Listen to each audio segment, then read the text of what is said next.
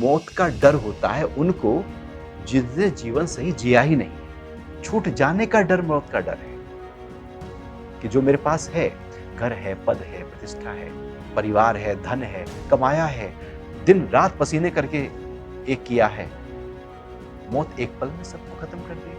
आत्मा के वजूद के बारे में आपका क्या मानना है? आत्मा एक अनुभव है। वैज्ञानिक जब उस आत्मा का अनुभव करेगा तो जानेगा हाँ इससे परे भी कुछ है। लेकिन यदि वो मशीनों में ढूंढेगा, खोजेगा 5 तत्वों में, तो नहीं मिल पाएगा। मृत्यु से ठीक पहले क्या होता है? कैसा अनुभव होता है? हमने बनाई है चिप और परमात्मा की है चित्त। हमारी चिप हम कह देते हैं अनलिमिटेड है, लेकिन परमात्मा का जो चित्त अनलिमिटेड है उसकी कोई गिनती नहीं। वो 84 लाख योनियों में डेटाबेस सारा हमारे आज भी अंदर पड़ा हुआ है। एनर्जी में इंप्रेशंस के रूप में वो सारा आज भी है।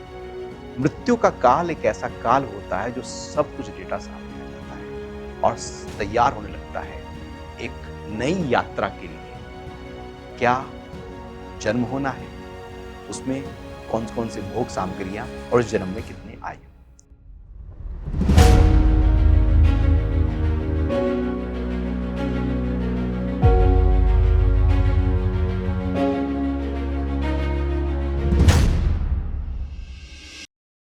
स्पिरिचुअलिटी और मोटिवेशन पर आधारित इस बेहद लोकप्रिय शो कनेक्ट विद अंतःकरण को देखने वाले आप सभी दर्शकों को मेरा नमस्कार।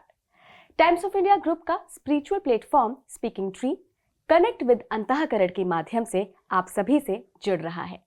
आज बहुत ही रोचक लेकिन बेहद गंभीर टॉपिक पर बातचीत के लिए स्टूडियो में हमारे साथ मौजूद हैं आध्यात्मिक वक्ता और योग गुरु सुरक्षित गोस्वामी जी। बहुत बहुत स्वागत है सुरक्षित जी। सुरक्षित जी ने स्पीकिंग ट्री के साथ श्रीमद् भगवद गीता के सभी अध्यायों पर बात की है।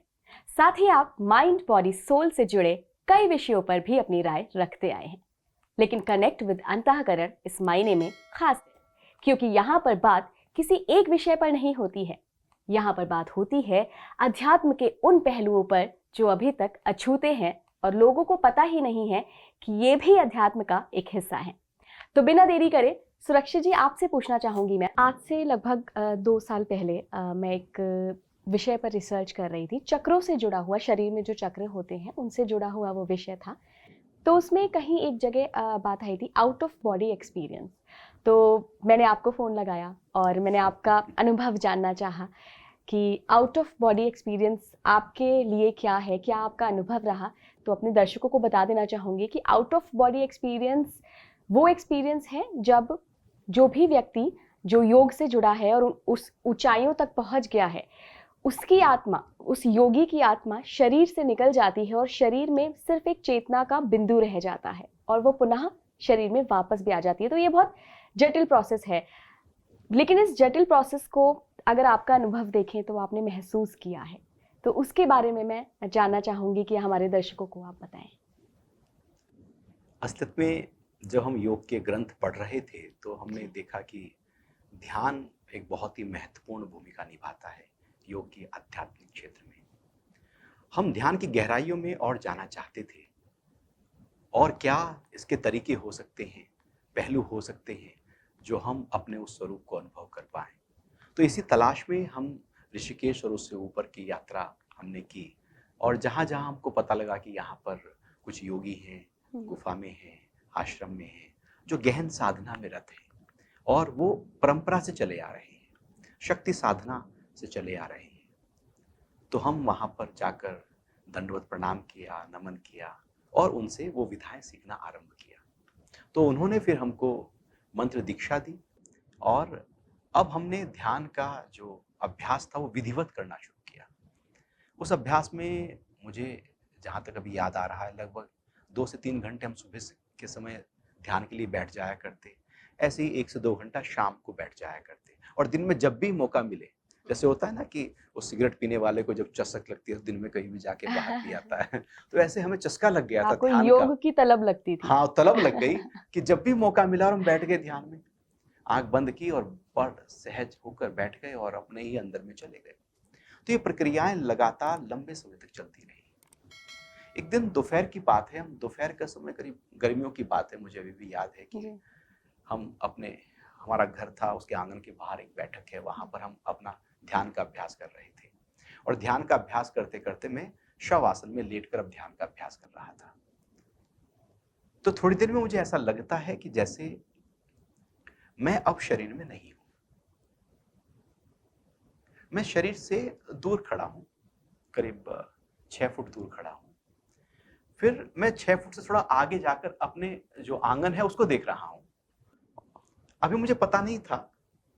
फिर मैं मुड़ के देखता हूं अपने आप को कि मैं लेटा हुआ हूं और मैं अपने आप को ही देख रहा हूं। और मैं अपने शरीर के पास आता हूं और उसको महसूस करता हूं। और फिर मैं थोड़ा दूर जाता हूं और मैं देख रहा हूं ये हो क्या रहा है। समझ नहीं पा रहा था, क्योंकि ऐसा बताया नहीं गया था। वो अचानक घटी घटना है, पहली बार घटी घटना है, स्वतः घटी घटना है, और उससे पहले ये पता भी नहीं था। अब थोड़ी देर ये सिलसिला चलता रहा और मैं दूर खड़ा अपने शरीर को देख रहा था, साक्षी होकर जैसे देखते हैं। थोड़ी देर आनंद आने लगा। उसके बाद अब मैं अपने शरीर में वापस लौटना चाह रहा था, लेकिन लौट नहीं पा रहा था।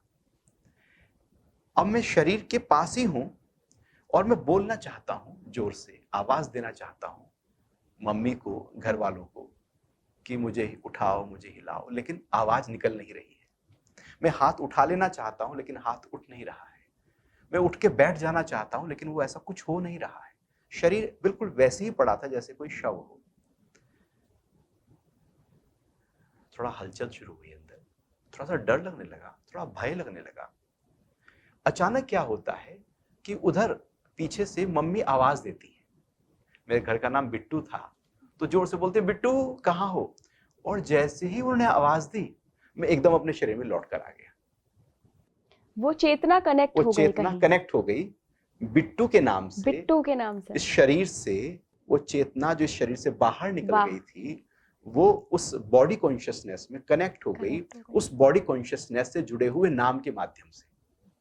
और यदि वो नाम न पुकारा होता तो पता नहीं किस तरह से वो वापस लौट कर आते, लेकिन वो ऐसा हुआ कि इसलिए तब ये एक्सपीरियंस मैंने अपने जो गुरु थे उनको बताया, तो उन्होंने कहा कि तंत्र साधना में हमेशा से ये प्रक्रिया रही है कि जब भी साधक साधना करता है तो उसके पास कोई होता है। अच्छा। और विशेष रूप से तंत्र साधना में जो साधक है और उनकी जो धर्मपत्नी है, वो दोनों साथ रहते हैं कि वो साधना कर रहे हैं तो वो साथ हैं, वो जगह हैं। और वो यदि इस तरह से गहरे अभ्यास में उतर जाए और शरीर से उनकी आत्मा जीव बाहर निकल जाए, लौट के ना आए, तो टच के माध्यम से फिर लौट के आ सकता है, क्योंकि वो बॉडी कॉन्शियसनेस के साथ में अपने आप को कनेक्ट कर लेते हैं। अच्छा।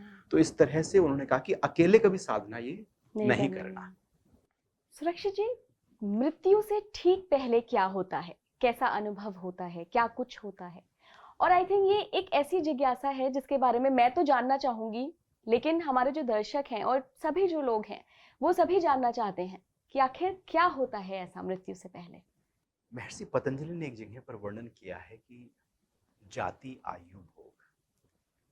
जब मृत्यु होती है तो 3 चीजें डिसाइड होती हैं जी, कि आने वाला अब जो योनि है वो कौन सी मिलने वाली है, जाति क्या होगी, उसमें आयु कितनी होगी, और उसमें डेस्टिनी क्या होगी, प्रारब्ध क्या होगा, भोग कौन कौन से मिलेंगे।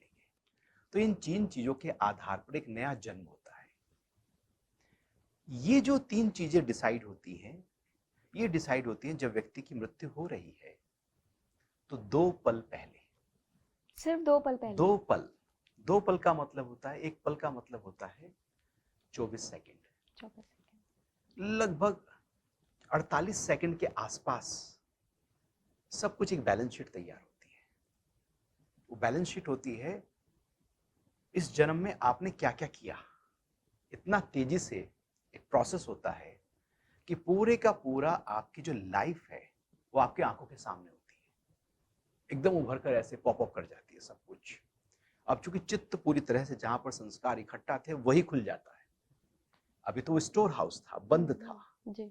अब वो एकदम खुल गया, और खुल के अब मृत्यु से पहले व्यक्ति का भाव क्या था, किस भाव में, मान लो कोई बहुत दुखी है, बहुत परेशान है, या बहुत मोह है, या धन, या कोई डर, या कुछ चाहिए, क्या है अंदर भाव, या कोई वासना है अंदर, कोई स्त्री है, कोई पुरुष है, तो जैसा वो भाव लास्ट में होता है, उस भाव के आधार पर उसी तरह के सारे कर्मा इकट्ठे हो जाते हैं। इसलिए भगवान गीता में कहते हैं, अंत काल में जो मुझे भजता है वो मुझे ही प्राप्त हो जाता है। वाह। तो इसलिए गुरु नानक कहते हैं, अंत काल में जो धन को भजता है वो सांप बन जाता है, क्योंकि उसकी रक्षा करेगा फिर। तो अंत काल बड़ा महत्वपूर्ण है। तो उस समय कौन सा भाव है? संस्कार तो बहुत सारे हैं, क्योंकि इस जन्म के भी हैं और इससे पहले न जाने कितने जन्मों के हैं जो हमारे चित्त में पड़े हैं, सब खुल गए हैं। लेकिन जो भाव था, उस भाव के आधार पर वैसे संस्कार उभर कर आ गए। तो इन लास्ट में 40 से 48 सेकंड के बीच में बहुत ही फास्ट तरीके से, क्योंकि हमने बनाई है चिप और परमात्मा की है चित्त। हमारी चिप हम कह देते हैं अनलिमिटेड है, लेकिन परमात्मा का जो चित्त अनलिमिटेड है उसकी कोई गिनती नहीं। वो 84 लाख योनियों में डेटाबेस सारा हमारे आज भी अंदर पड़ा हुआ है, एनर्जी में, इंप्रेशंस के रूप में वो सारा आज भी है।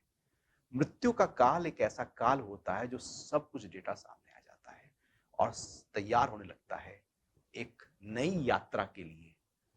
क्या जन्म होना है, उसमें कौन कौन से भोग सामग्रियां, और उस जन्म में कितने आयु। तो मृत्यु से पहले जैसे ही वो डिसाइड होता है, चित्त खुलता है, तो अब जो चेतना है वो पूरे शरीर से, जो प्राणा है वो इकट्ठा होना शुरू हो जाता है, शक्ति इकट्ठा होनी शुरू हो जाती है जो पूरे शरीर में फैली हुई है, जिससे शरीर चल रहा है। अब वो सिमटना शुरू हो जाता है। जैसे हम घर को खाली करें, घर शिफ्ट करें, तो एक एक सामान शिफ्ट कर लेते हैं, सब इकट्ठा कर लेते हैं, कोने कोने से इकट्ठा कर लेते हैं। ऐसे यहाँ पर प्राण जो है वो सारे प्राण शक्ति को इकट्ठा करना शुरू कर देता है। तो शरीर से इकट्ठा कर लेता है, इंद्रियों से इकट्ठा कर लेता है, क्योंकि आंख देखने का काम करती है, कान सुनने का, नाक सूंघने की शक्ति है, इकट्ठा कर लेता है। मन जो ख्यालों में है, मन की शक्ति इकट्ठा हो जाती है। बुद्धि जो निर्णय लेती है, संशय में रहती है, वो शक्ति इकट्ठा हो जाती है। अहम भाव जो मैं, मेरा, मेरे वाले हैं, वो इकट्ठा हो जाती है। और फिर लास्ट में इकट्ठा होता है चित्त, जहां पर सारा ये खजाना भरा पड़ा है हमारे कर्मों का, ये पुलिंदा है, ये सब प्राण इकट्ठा करता है, एक पोटली बांधती है और वो शरीर से बाहर निकलता है। उसे कहते हैं मृत्यु, मतलब कि आत्मा निकल गई। कहते हैं ना, मर गया। जो मरना था वो मरा, शरीर मरा। गया मतलब जो जाना था वो गया, कोई गया कोई रहा। आत्मा तो विद्यमान है ही सारे में, लेकिन जो जीव है, जो बंधन का कारण है, जीव मतलब जब तक ये चित्त है तब तक जन्म और मरण का ये चक्र है। तो फिर वो सारा पुलिंदा इकट्ठा होता है। और मृत्यु से पहले कौन सा भाव था? यदि भाव बहुत सुखद था, आराम था, तो व्यक्ति उसे कहते हैं, क्योंकि वो इस शरीर से अब दूसरे शरीर की यात्रा के बीच का जो ट्रांजिट पीरियड है, उस समय जो अनुभूति होगी वो कौन सी अनुभूति होगी? वो अनुभूति वो होने वाली है जो आपके मृत्यु के काल में आपकी अनुभूति थी। यदि व्यक्ति बहुत ही परेशान है, एकदम भयभीत हो गया, तड़प गया, डर की अनुभूति है, तो उसे कहते हैं नरक। अच्छा। और वो सुखद है, सुख में है, तो जो ट्रांजिट पीरियड है वो हो गया स्वर्ग। जैसे आप किसी रिश्तेदार के यहाँ गए और वहां जाते जाते लास्ट में घर से बाहर निकल रहे थे और कुछ कहा सुनी हो गई। अब आप जब तक घर नहीं आओगे तब तक कौन सी बात चलती रहेगी? वही चलती रहेगी, कहा सुनी ये हो गया था। और लास्ट में जब वो आप जा रहे हैं और आपको बहुत ही उपहार दिए, बहुत वेलकम किया आपका, और जाते हुए भी आपको जितना सम्मान दे सकते थे वो मेमोरीज आपके साथ ट्रेवल करेंगी। ऐसी लास्ट में वो सारी मेमोरी ट्रेवल करती है। तो यदि वो सुखद थी तो वो स्वर्ग हो गया, दुखद थी तो नरक हो गया। तो ये मेमोरी तब तक व्यक्ति के साथ रहती है जब तक उसको नया जन्म ना मिल जाए। फिर उसको एक नया जन्म मिल जाता है जो डिसाइड हो गया था पहले से ही। तो इस तरह से मृत्यु से पहले एक बहुत ही एक अनूठी घटना, जो महत्वपूर्ण घटना है जीवन के इस अंतिम पड़ाव की और नए जीवन की। तो इसको हम अगर ऐसे समझें सुरक्षित जी, कि तभी कहा जाता है कि आप जैसी कंडीशनिंग खुद की करेंगे शुरुआत से, बचपन से ही, वही कंडीशनिंग आपकी जाके आपके लास्ट तक रहेगी, जो मृत्यु के पहले के क्षण होते हैं हमारे। यानी कि अगर आपको उदाहरण में इसको देखें, तो अगर आप अच्छे कर्म करेंगे, हमेशा अच्छा-अच्छा सोचेंगे, हमेशा लोगों की भलाई का सोचेंगे, अपना चित्त शांत रखेंगे, साफ रखेंगे, ईश्वर के बारे में सोचेंगे, ईश्वर से जुड़ जाएंगे, तभी वो लास्ट में वो पल जब आपकी मृत्यु का आएगा, जो भी वो पल होगा, तभी तो आप ईश्वर को याद कर पाएंगे। अदरवाइज अगर आप ये सोचें कि बीमार हूं या मृत्यु नजदीक है, या अगर आपको आप भाग भी जाते हैं तो मैं 10 दिन पहले से भगवान को जप में लगूं तो मैं भगवान को प्राप्त हो जाऊंगा, ये नहीं होता होगा। हो ही नहीं सकता, क्योंकि वो तैयारी नहीं है। हम्म। मन जो है वो एक प्रवाह की तरह है।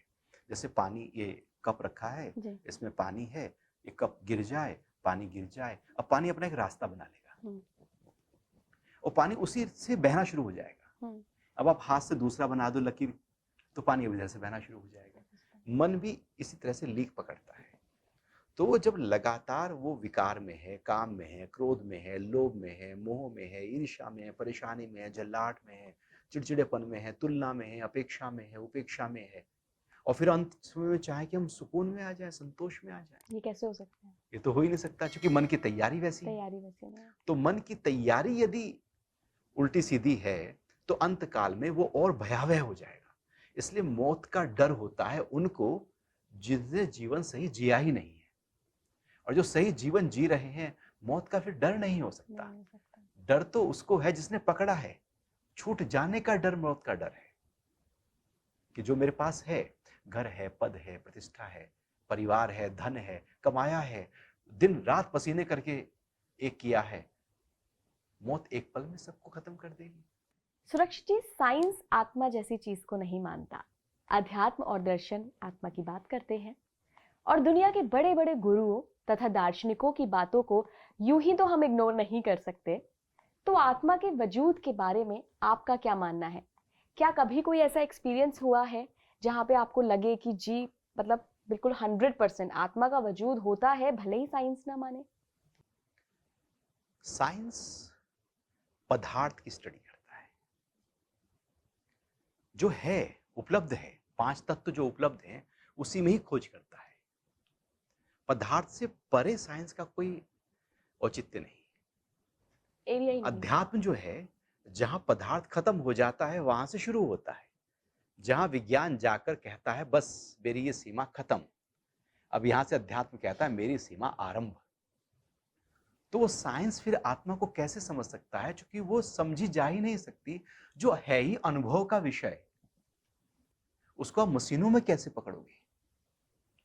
वो तो अनुभव है। आत्मा एक अनुभव है। वैज्ञानिक जब उस आत्मा का अनुभव करेगा तो जानेगा हाँ, इससे परे भी कुछ है। लेकिन यदि वो मशीनों में ढूंढेगा, खोजेगा 5 तत्वों में, तो वो नहीं मिल पाएगा। मिल जाएगा उसको बहुत कुछ, उस अणु में उसका भी वो करता जाए छोटा छोटा छोटा, तो परम अणु में बहुत शक्ति मिल जाएगी उसको। लेकिन उससे जो परे है, या यूं कहें पदार्थ जिसके आधार पर है, वो कौन है? वो जो आधार है वो अध्यात्म अनुभव कराता है। तो जब तक हम पदार्थ तक सीमित होते हैं, शरीर तक होते हैं, तो आत्मा का अनुभव नहीं कर सकते। तो पदार्थ से परे जाना होगा। तो पदार्थ से परे जाने के लिए ध्यान का अभ्यास है, मौन है, एकांत है, शांति है। बैठ गए एक पेड़ के नीचे, पेड़ जैसे हो जाओ, देख रहे हैं हिमालय पर बैठकर, बस देखे जा रहे हैं। एक समय आएगा अपना वजूद कहीं खो जाएगा, अब उस दिव्यता के साथ आप एक हो रहे हैं। वो जो अनुभव है उस शब्दों में बयां किया नहीं जा सकता, क्योंकि वो बहुत ही पर्सनलाइज्ड होता है। वो मेरा अनुभव, निजी अनुभव। जैसे मैं और आप आम खाएं दोनों, और आपको कहा जाए आम कैसा था, और मैं भी बताऊं, तो क्या हम दोनों एक जैसा बता पाएंगे? नहीं। स्वाद मैंने लिया, बस वो मैं शब्दों में नहीं कह सकता। शब्दों में कहूंगा तो वो झूठा हो जाएगा। अनुभव की बात है, वो अनुभव की बात है, वो एज इट इज उतर नहीं पाएगा। तो आत्मा एक अनुभव है। तो वो मेरा जो अनुभव है, जरूर नहीं कि वही आपका भी हो। आपका किसी और तरीके का अनुभव आत्मा का हो सकता है। हर व्यक्ति का अपना अपना अनुभव हो सकता है, और इतने ऋषियों का अलग अलग अनुभव हुआ, इसलिए अलग अलग शास्त्रों की रचना हुई। उसी एक ही बात को अलग अलग तरीकों से कहा गया। इतना वेदांत भरा हुआ है, अनुभव तो एक ही है, छोटा सा अनुभव है वो जी, आत्मा का, जी, लेकिन वहां तक कैसे पहुंचे और वो क्या अनुभव है, तो वो जो मैंने किया है वो मैं बता नहीं पाऊंगा, क्योंकि वो अनुभव का विषय है। जी, जी। लेकिन आत्मा ऐसा नहीं है कि विज्ञान न माने हम्म, तो नहीं होता। विज्ञान माने न माने उससे फर्क क्या पड़ता है। आपका एक्सपीरियंस कुछ रहा है क्या? कुछ हमारे दर्शकों के साथ अगर आप बताएं। नहीं, ध्यान जैसे हम रोज करते ही हैं, बहुत लोग करते ही होंगे और करना चाहिए। जो लोग नहीं ध्यान करते, कुछ समय जरूर निकाल लेना चाहिए। और ऐसा नहीं कि समय होता नहीं है, हमारे पास समय बहुत है। यदि समय ना हो तो इतने सारे जो सोशल मीडिया है वो कैसे चले। समय समय है सबके पास में। तो क्यों ना कुछ समय निकाल कर सही उसका इन्वेस्टमेंट किया जाए। जैसे हम मनी का इन्वेस्टमेंट करते हैं, ऐसे ही अपनी लाइफ में भी कुछ इन्वेस्टमेंट हो। वो इन्वेस्टमेंट हो अपने को जानने के लिए, हम्म, अपने आप में एक हो जाने के लिए, या कुछ देर के लिए मौन में ध्यान में एकांत में बैठ जाने के लिए। तो जो हम बैठते हैं उस अवस्था में और लगातार ध्यान का अभ्यास करते रहते हैं, तो अनुभव होता है एक विशालता का। अनुभव ऐसा होता है कि जैसे आप पूर्णिमा की रात है और आप छत के ऊपर हैं या किसी पहाड़ी पर हैं और आप आकाश को देख रहे हैं और आकाश एकदम अनंत है, या किसी पहाड़ी पर खड़े हैं और सामने समुद्र है और दूर तक समुद्र ही समुद्र। या आप क्रूज पर कभी गए हो जैसे, तो क्रूज के बीच में जब वो क्रूज जाता है, चारों तरफ पानी पानी दिखाई देता है, तो विशालता दिखती है कि सारे में पानी है। आकाश देखते हैं, सारे में आकाश ही आकाश है। तो ध्यान की गहराइयों में उसी विशालता का अनुभव होने लगता है। इसलिए आत्मा को आकाशवत कहा है कि जैसे आकाश आकाश, सबसे बड़ा तत्व है। हाँ, तत्व है और सारे में फैला हुआ है, विशाल है, अनंत है, अनादि है, हम्म, असीम है, हम्म। कोई सीमा नहीं है। तो ध्यान की गहराइयों में जब हमें उस अनंत, उस अनादि, असीम का अनुभव होने लगे, समझो आत्मा का अनुभव हो रहा है। सुरक्षित जी, ऐसा कहा जाता है कि मृत्यु के बारे में बात करना दुख और उदासी जैसी भावना को जन्म देता है। अक्सर हम इग्नोर करते हैं कि मृत्यु के बारे में क्या बात करनी है। लेकिन जो लोग मृत्यु के बारे में बहुत सहज होकर बात करते हैं, वो वास्तव में दुनियावी चीजों से ऊपर उठ चुके होते हैं। वो रियलिटी में जीते हैं और दुनिया का सबसे बड़ा सच ही मृत्यु है। एक ना एक दिन सबकी मृत्यु आनी है। आपका क्या मानना है कि जो आत्मा है उसको शरीर से अलग होने के बाद उस आत्मा को क्या अनुभव होता है? और क्या अध्यात्म में किसी ऐसी चीज का वर्णन है जो आप हमारे दर्शकों के साथ शेयर करना चाहते हो कि शरीर छूट गया, आत्मा शरीर से निकल गई, फिर वो आत्मा क्या सोचती है, क्या करती है, कैसा अनुभव करती है? मृत्यु का डर एक अनजाना डर है, क्योंकि व्यक्ति को पता नहीं कि मृत्यु कैसे घटती है। वो एक अनजाना डर है। जैसे हमें पता ना हो, किसी कमरे में अंधेरा हो तो हमें डर लगेगा, पता नहीं कहीं टकरा ना जाऊं। रोशनी आ जाए तो कोई डर नहीं, आप आराम से अपने घर में भाग जाओगे। गुप्त अंधेरा हो जाए तो बड़ा मुश्किल है। तो ऐसे ही चूंकि उसका पता नहीं है, इसलिए उसका डर होता है। और मौत का डर ही जीवन के सारे छोटे और बड़े डरों का आधार है। इसको अभिनिवेश कहते हैं, कि मृत्यु का डर है। और वो डर वाजिब भी है, क्योंकि जितने भी हम योनियों से होकर आए हैं, हर योनि में हमारी मृत्यु हुई होगी, और मृत्यु के समय जो कष्ट हुआ होगा वो चित्त में आज भी इकट्ठा है। तो वो जो कष्ट इकट्ठा है, जैसे ही मृत्यु के बारे में सोचते हैं, वो सारे का सारा जो संस्कार है वो उभर कर आ जाते हैं और हमको डरा देते हैं। एक तो ये पक्ष हो गया कि वो डरा देते हैं। एक है कि मृत्यु को हमने जाना ही नहीं, समझा ही नहीं, देखा ही नहीं, उससे रूबरू हुए ही नहीं, और हम डरे जा रहे हैं। फियर ऑफ अननोन, वो अननोन का पता ही फियर नहीं। हो गया है, वो डरे जा रहे हैं। जबकि मृत्यु तो एक पड़ाव है, एक पड़ाव है नए जीवन का। तो फिर डर थोड़ी। अब पुराना जाकर, पुराने कपड़े जब आप उतारते हैं और नए सामने दिख रहे हैं, तो किसकी तरफ लालायित हो जाते हैं? बिल्कुल नए की तरफ। नए की तरफ, क्योंकि पुराने को तो छोड़ना है। छोड़ना है। और गीता में यही तो कहा है, कि आत्मा जैसे पुराने कपड़े कपड़े उतार देते हैं और नए कपड़े पहन लेते हैं, आत्मा पुराना शरीर छोड़ देती है और नया शरीर वो धारण कर लेती है। लेकिन ये जो जीवन है, इस जीवन में हमने आसक्ति इतनी पाली, पकड़ इतनी बनाई अपनी, इसको भी पकड़ूं, उसको भी पकड़ूं, और उसके कारण से अब मृत्यु क्या है? सब कुछ छोड़ देना है। तो डर पैदा हो जाता है, मैं क्यों छोड़ूं? अभी जरा सा कुछ हमारा एक पेन खो जाए तो हिल जाते हैं, मोबाइल खो जाए, मान लो आपने नया खरीदा ही था, किसी ने आईफोन, पता नहीं जैसे जैसे करके वो खो जाए या खोने का भाव आ जाए अंदर, चोरी ना हो जाए तो कितना डर जाएगा। ये तो पूरा जीवन है जो खोने वाला है, और जीवन में सारा इकट्ठा किया वो खोने वाला है। इसलिए मौत का एक डर व्यक्ति के अंदर खड़ा हो जाता है। लेकिन जब हम स्पिरिचुअल प्रैक्टिस में होते हैं, आध्यात्मिक क्रियाओं में होते हैं, ध्यान के अभ्यास में होते हैं, तो मौत का डर नहीं रहता, क्योंकि हमने कुछ पकड़ा ही नहीं है, तो उसके खोने का डर कैसा, छूटने का डर कैसा। डर तो तब आए जब कुछ पकड़े, जी बिल्कुल, तुमने छोड़ दिया। अब मौत क्या है? फिर मौत है साधक के लिए, मौत तो मुक्ति है। एक है मौत, मृत्यु, एक है मुक्ति। साधक के लिए वो मुक्ति है। मुक्ति उसके लिए जिसका नया जन्म नहीं, मौत उसके लिए जिसका जन्म, क्योंकि मौत के बाद जन्म खड़ा है, जन्म के बाद मौत खड़ी है। ये दोनों आपस में चिपके खड़े हैं। जैसे सुख के साथ दुख खड़ा है, दिन के साथ रात खड़ा है, लाभ के साथ हानि खड़ी है, मान के साथ अपमान खड़ा है, ऐसे जन्म के साथ मौत खड़ी है, मौत के साथ फिर जन्म खड़ा है, एक श्रृंखला है। लेकिन जीवन ऐसे हो जाए कि मौत नहीं मुक्ति की तरफ हम चले जाएं, तो मौत का डर कहां रहा? हम तो वहां गए ही नहीं, तो उसका डर कैसे होगा? तो साधना, स्पिरिचुअल प्रैक्टिसेस सारी अमरता को अनुभव कराने की है। अजर, अमर, अनादि जो आत्मा के जो गुण है उसको हम अनुभव करने लगते हैं। और शरीर तो आया है, किसी का नहीं बचा, आपका जाएगा ही, क्योंकि यहाँ तो परिवर्तनशील है। यहाँ जो पैदा होता है उसी समय मृत्यु की तरफ वो जा रहा होता है। व्यक्ति की यात्रा जन्म के बाद मौत की होती है, और कोई यात्रा नहीं होती। यात्रा सबकी मौत की तरफ है। इस शरीर का समापन मौत है। कोई जल्दी जा रहा है, कोई धीरे जा रहा है।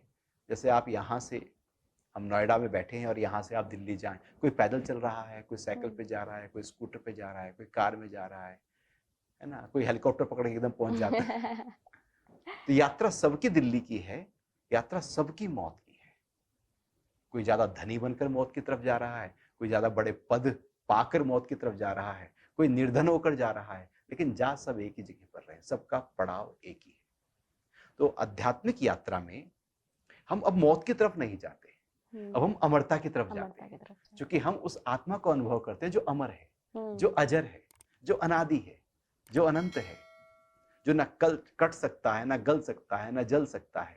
लेकिन ये शरीर कट सकता है, मर सकता है, जल सकता है, डूब सकता है, बह सकता है।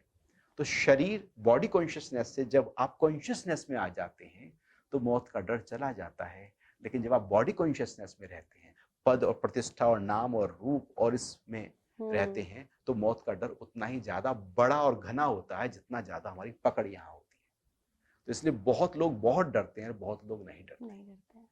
वैराग्य उत्पन्न हो जाए तो डर निकल गया, आसक्ति उत्पन्न हो जाए तो डर खड़ा हो गया। ये बात मैं आपकी बात से कनेक्ट कर पा रही हूँ, क्योंकि 5 साल पहले जो मेरी मन की स्थिति थी सुरक्षित जी, वो बिल्कुल ऐसे ही थी। बहुत डर लगता था कि मृत्यु क्या है, किस वक्त आ जाए। और उसके बाद जो आफ्टर डेथ के बाद आप चीज़ें पढ़ लेते हैं, बहुत सारी चीज़ें कि आत्मा भटकती रहती है, जब जनरली आप अध्यात्म को उतना नहीं पढ़ते हैं या आपको नॉलेज नहीं होती है। तो ये स्थिति मेरी 5 साल पहले थी। लेकिन धीरे धीरे जैसे आप चीज़ें, स्पिरिचुअलिज्म को जैसे जैसे आप प्रैक्टिस में लाते हैं और पढ़ना शुरू करते हैं, आपके साथ मैंने काफ़ी इंटरव्यूज करे हैं, तो बहुत सारी चीज़ें आपका भगवत गीता का जो एपिसोड्स थे डेली सुनती थी मैं, वो नॉलेज जब आती है तो आपका जो व्यवहार होता है उसके अकॉर्डिंग वो डेवलप करते हो। तो मैं दर्शकों को भी यही कहना चाहूँगी कि जैसा कि सुरक्षित जी ने बताया कि जब हमारा जन्म होता है तो जो हमारी डेस्टिनेशन है, जो हमारा सफ़र है, वो मृत्यु तक ही हमें लेके जाता है। तो सफ़र को खूबसूरत बनाना भी तो हमारी जिम्मेदारी है, और आई थिंक वो अध्यात्म से बढ़कर कैसे होगी। अध्यात्म है ही इस जीवन की यात्रा को सुंदरतम बनाने, अन्यथा हर व्यक्ति किसी दुख में, किसी परेशानी में, किसी अभाव में, किसी प्रभाव में, किसी उलझन में, किसी समस्या में घिरा हुआ है। ये कोई जीवन थोड़ी है, या यूं कहें कि जीवन को जीने का तरीका सीखा ही नहीं है। जीवन मिल गया, ये शरीर मिल गया। सुरक्षित जी, आपसे पूछना चाहूंगी मैं कि कैसे आप अध्यात्म के साथ जुड़े, आपकी जर्नी कैसी रही और कब आपको ये रियलाइजेशन हुआ कि योग और अध्यात्म ही अब आपका जीवन है? बात बहुत पुरानी है, उम्र शायद रही होगी 6 या 7 साल। तो उस समय खेलते हुए हम गिर गए और चोट लग गई, और चोट लगकर हमारे हाथ की 2 हड्डी टूट गई थी। ओह। तो हड्डी जोड़ी गई, एक्सरे किया गया, पता लगा कि हड्डी नहीं जुड़ी है, दोबारा से सर्जरी होगी। तो दोबारा से जब हड्डी जोड़ी गई तो अब हड्डी में उभार था, हाथ में उभार था। मैं रहा था करीब 6 या 7 साल का। देखने में बड़ा अजीब लगता था। पापा जी को, जो हमारे पिताजी थे, उनको शौक था योग का, योग के अभ्यासों का। तो उनके मन में एक विचार आया, क्यों ना कुछ योग के आसनों के माध्यम से इस हड्डी को सही किया जाए, हाथ में जो टेढ़ापन आया उसको सीधापन किया जाए। तो उन्होंने कहीं से एक आसन जिसका नाम था अर्धमत्स्येंद्र आसन, जिसमें हम बैठकर हाथ को साइड से घुमाते हुए, उसमें प्रेशर आता है हमारे हाथ के ऊपर। तो उस आसन के माध्यम से हम इस हड्डी को सीधा कर लेना चाहते थे। तो शुरुआत हुई यहाँ से। ये घटना है 1979 की। बहुत पुरानी घटना है। हाँ। तो बस एक आसन क्या, उसके बाद तो आसनों का दौर शुरू हो गया और कई सारे आसनों में चूंकि जब रुचि जगने लगी तो 1-1 घंटा हम रोज आसन करने लगे। पिताजी के एक मित्र थे, वो अखाड़े में पहलवानी करते थे, बॉडी बिल्डिंग करते थे, और हम जाकर योग के आसन करके आ जाया करते थे। और घर में भी पिताजी अपना छड़ी लेकर बैठ जाते और मेरे से योगासन कराते, और ये सिलसिला लंबे समय तक चलता रहा। और मुझे खेलना उतना पसंद नहीं रहा जितना योग के आसन करना पसंद रहा। अब आसन करना जब लगातार रोज में होने लगा तो हम कठिन आसन करने लगे। फिर पता लगा कि नहीं, योग में ना, योग के आसनों की कॉम्पिटिशन्स होते हैं। तो अब हम उन कॉम्पिटिशन में जाना शुरू कर दिया। तो 83 में सबसे पहले हम यूपी चैंपियनशिप में 3rd प्लेस आया हमारा। अरे वाह। उसके बाद लगातार 83 के बाद में 84 में, और 84 से लेकर 91 तक हम यूपी चैंपियन रहे गोल्ड मेडल के साथ। अरे वाह। और उसके बाद जहां जहां भी योग की प्रतियोगिताएं होने लगी हम वहां जाने लगे। तो इस तरह से योग के आसनों की तरफ सबसे पहले रुझान शुरू हुआ, जो बचपन से था, लगातार था, और आज तक ऐसा एक भी दिन नहीं गया है जब हमने योग का अभ्यास न किया हो, योग के आसन, प्राणायाम और ध्यान का अभ्यास न किया हो। तो उस समय इस तरह से योग की जर्नी हमारे जीवन के साथ में शुरू हो गई, या यूं कहें कि बचपन से ही ये यात्रा शुरू हो चुकी थी। और वो आज तक हमारे जीवन में इस तरह से अपना प्रभाव दिखा रही है कि लगता है कि शायद ये जीवन ही योगमय था, और इसीलिए था। वो तो हाथ टूटना तो एक बहाना था, इस तरफ आना था, इसलिए वो सारी, यदि वो ना होता तो शायद इस तरफ हम आ भी ना पाते। तो यहाँ से एक आरंभ हुआ था योग के आसनों का। लेकिन ये योग का एक शारीरिक पक्ष था, क्योंकि योग तो बड़ा गहन है, ये पता नहीं था उस समय। लगता था शायद योग के आसन ही योग है। आज भी लोग ऐसे ही जानते हैं, योगा मतलब आसन। शायद कुछ सांस भर लेना, निकाल देना, कुछ नेति, जलनेति, कुंजल क्रिया कर लेना, कपालभाति कर लेना, शायद यही योग है। हमें भी इतना ही पता था। तो फिर योग सब्जेक्ट के साथ किया, उसके बाद हमने MA योग में किया और फिर PhD योग में की। तो योग की गहराइयों की जानकारी हमें होने लगी, उसका जो अध्यात्म पक्ष है वो समझ में आने लगा कि ये तो बहुत ही गहरा है। हम तो सोच रहे थे ये तो बिल्कुल योग के आसन, हम फर्स्ट आ जाते हैं किसी स्टेज पर जाकर तो हम तो सबसे बड़े योगी हो गए। हमें क्या पता था कि हमें तो अभी कुछ पता ही नहीं है। तो जब तक हम उस समुद्र में डुबकी ना लगाएं तब तक उसकी गहराई का पता नहीं लगता। तो जैसे जैसे अध्ययन का आरंभ किया तो पता लगा योग तो बहुत ही अपार सागर है, जितनी डुबकी लगाओगे उतना मोती इसमें मिलते चले जाएंगे। बहुत बहुत धन्यवाद सुरक्षित जी। तो आज के कनेक्ट विद अंतःकरण में हमारे साथ थे आध्यात्मिक वक्ता और योग गुरु सुरक्षित गोस्वामी जी। अगले एपिसोड में हम फिर किसी आध्यात्मिक गुरु, मोटिवेशनल स्पीकर या फिर आध्यात्मिक वक्ता को आप सभी के साथ जोड़ेंगे। एक और बात, आपने अभी तक के हमारे जितने एपिसोड्स को बहुत सारा प्यार दिया है उसके लिए धन्यवाद। आप हमारे YouTube चैनल को लाइक करिए, सब्सक्राइब करिए और नोटिफिकेशन का जो बेल आइकन है उसको जरूर प्रेस करिए, ताकि हमारे जितने एपिसोड्स लेटेस्ट आते हैं वो आप तक फौरन पहुंच जाएं और अध्यात्म जगत की जो बातें, जो यूनिक बातें इस प्लेटफॉर्म पर हो रही हैं वो आप तक एक्सक्लूसिवली पहुंच जाए। आप जुड़े रहिए स्पीकिंग ट्री के साथ। धन्यवाद।